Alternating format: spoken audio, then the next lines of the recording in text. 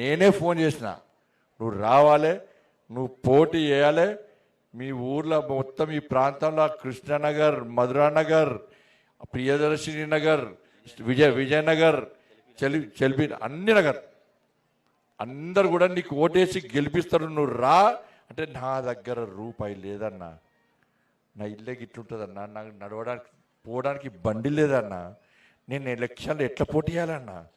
నా మీద లక్షాధికారులు కోటీశ్వర్లు పోటీ చేస్తారన్నా, వాళ్ళని తట్టుకొని నేను పోనన్నా. వాళ్ళు అందరికీ పైసలు ఇస్తే అందరు ఓటు అటేస్తే మళ్ళీ నేను అప్పలపాలై నా ఇద్దరు బిడ్డల పెళ్ళిళ్ళు ఎట్లా చేయాలన్నా?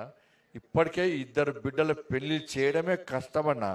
ఈ రాజకీయాలు నాకు వద్దన్నా అని చెప్పి ఏడ్చిండక్క.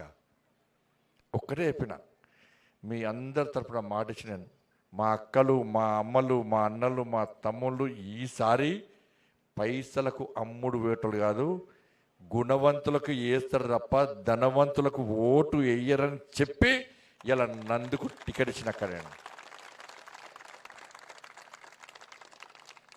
30 సంవత్సరాల నుంచి నేను నందు చూస్తున్నాక. నేను నాతో పాటు కలిసి పనిచేసాడు నందు.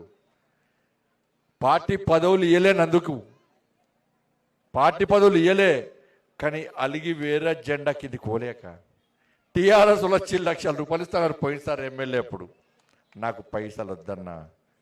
కాంగ్రెస్ వచ్చి పైసలు ఇస్తానరక, నాకు పైసలు వద్దన్నా.